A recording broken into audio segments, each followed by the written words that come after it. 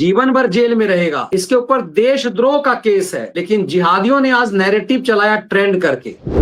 तो ये पढ़े लिखे होने से क्या इसे कुकर में छुप जाएंगे? ये इसने बकायदे माइक पे कहा मनीष जी, चिकन नेक काट कर हिंदुस्तान से अलग कर दो आसाम को और वहाँ मुसलमान बसा दो। ये जैसे प्रधानमंत्री मोदी ने कहा अब अगर होगा तो आतंकवादियों पर और आतंकवादियों के आकाओं पर उनमें कोई फर्क नहीं किया जाएगा, दोनों को समान समझ के मारा जाएगा। तो वैसा ही व्यवहार इनके साथ भी होना चाहिए। एक मुझे लगता है कि तस्वीर जो है आखिरी कमेंट्स के साथ, देखिए कि मानसिकता क्या है। आज शरजील इमाम को लेकर मुहिम चलाया जा रहा है, इस चुट्टे को बेल नहीं मिल रहा है, ये जीवन भर जेल में रहेगा। इसके ऊपर देशद्रोह का केस है, लेकिन जिहादियों ने आज नैरेटिव चलाया ट्रेंड करके कि कितना बेवकूफ था शरजील। पटना के सेंट जेवियर हाई स्कूल से पढ़ा, डीपीएस बसंत कुंज में 12th पास किया, आईआईटी मुंबई से, कानपुर से, मतलब इसकी डिग्री गिनाई और इसने समाज सेवा किया तो जेल चला गया। डेनमार्क से कि क्या मिला तुम्हें, सॉफ्टवेयर इंजीनियर प्रोग्रामर की नौकरी छोड़कर देश में फैली बुराइयों को सुधारने चले थे, सलाखों के पीछे चला गया। सोचिए कितना बड़ा विक्टिम कार्ड खेलते हैं। और इसी के लिए, इसी को जस्टिफाई करने के लिए, आपको याद है प्रणय जेम्स राय के चैनल पे बैठ करके ये रवीश कुमार ने कहा था कि विद्वान है, काबिल है, जैसे उसे बरहान बानी को कहा गया ना कि मास्टर का बेटा है। मुझे अंतिम समय लगा इस चीज को छूने का कि सोचिए ऐसे ऐसे अपराधियों के लिए इसकी काबिलियत, इसकी पढ़ाई लिखाई। नहीं, ये लौंडिया जिसने इसको ट्वीट किया है ये समाजवादी पार्टी की नेता है, खुद को पत्रकार भी कहती है। ये मैं इसको लौंडिया ही कहूंगा, ये किसी और संबोधन के लायक नहीं है। जो इतनी दीवानी है इसको याद दिलाना जरूरी है कि ओसामा बिन लादेन भी इंजीनियर था, बाकायदे इंजीनियरिंग ग्रेजुएट उसने पास की थी। जिसने वो ट्विन टावर उड़ाए थे अमेरिका का, वो भी इंजीनियर था।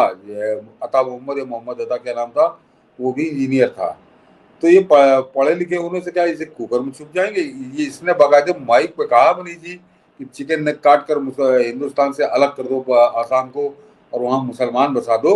तो इस लौंडिया को ये समझ में नहीं आ रहा।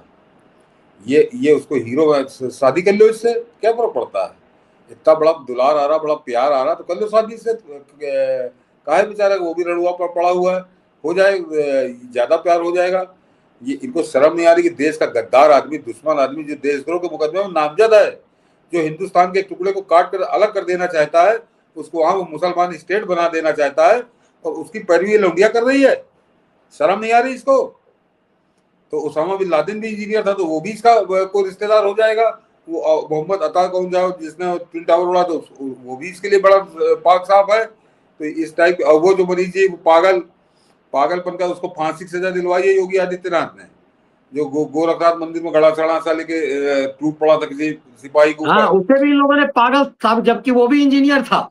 वो भी इंजीनियर था, उसका बाप लॉयर था, वो भी इंजीनियर था। ये पढ़े लिखे जिहादी बेशर्मों को समझ में नहीं आ रहा कि किसका पक्ष ले रहे हैं। ये उनसे ज्यादा खतरनाक है, इन पढ़े लिखे जिहादियों से ज्यादा खतरनाक है। ये उनके अंडर कवर हैं ये लोग। ये उनके बचाव में उतरते हैं सफेद पोश नकाब पहनकर। इनको भी उसी तरह से नंगा करने की जरूरत है, जैसे इन जिहादियों को नंगा किया गया, इनको जेल भेजा गया है। इनके समर्थकों को भी जेल भेजना चाहिए। जैसे प्रधानमंत्री मोदी ने कहा कि अब अगर होगा तो आतंकवादियों पर और आतंकवादियों के आकाओं पर उनमें कोई फर्क नहीं किया जाएगा, दोनों को समान समझ के मारा जाएगा। तो वैसा ही व्यवहार इनके साथ भी होना चाहिए। बिल्कुल, हमने इसीलिए इस मुद्दे को उठाया कि ये शरजील इमाम की तरह, शरजील इमाम के साथ खड़े हुए लोग, मतलब जो खुल करके कह रहा है कि चिकन नेक है, उसको अलग करना, मवाद फैलाओ। ये दर्शक समझे कि ये इनका जिहाद का, ये अलतकैया इनका तरीका है। जो गोरखपुर में पकड़ा गया था, तो पहले कहने तो पागल है, वो तो दिमाग से हंसते रहे, उसका दिमाग काम नहीं करता। लेकिन जब समझ में आया कि ये फेल हो गया, तो पता कि वो तो बड़ा पढ़ा लिखा हुआ है, वो तो इंजीनियर है, पोस्ट ग्रेजुएट है, तो वहाँ कोई काम नहीं चला, उसको फांसी की सजा हुई है, आगे मुकदमेबाजी चल रही है। तो ये है योगी आदित्यनाथ का स्टेट। लेकिन हर जगह योगी आदित्यनाथ नहीं बैठे हैं, लेकिन केंद्र सरकार को ऐसे लोगों पर शिकंजा कसना चाहिए जो खुलेआम एक आतंकवादी का समर्थन कर रहे हैं। तो इनमें और आतंकवादी में क्या सब फर्क है? मनीष जी, नक्सल प्रभावित इलाकों में सैकड़ों लोगों की गिरफ्तारी की गई है जो नक्सलवाद के समर्थक थे, नक्सलवाद को समर्थन देते थे। तो वैसे ही उसी कानून के तहत इन आतंकवाद के समर्थकों को, आतंकवादियों के समर्थकों को तत्काल गिरफ्तार किया जाना चाहिए। बिल्कुल इनके चेहरे पहचाने जाने चाहिए। मुझे लगता है कि बात गृह मंत्रालय तक जानी चाहिए कि शर्जील इमाम के साथ जो आज साथ है और जो उस समय जो साथ था, ये वामपंथ और राष्ट्र का आवरण ओढ़े भारत विरोधियों को पत्रकारिता के आवरण में घुसे हुए इन चुट्टों के चंडाल चौकड़ी पर कठोर कार्रवाई होनी चाहिए, क्योंकि प्रधानमंत्री ने देश को भरोसा दिलाया है कि आतंकवाद और उनके सरपरस्तों पर अब हम टूट कर हमला करेंगे, तो ये भी वही गैंग है, सिर्फ पाकिस्तान नहीं, भारत के अंदर पाकिस्तान परस्तों।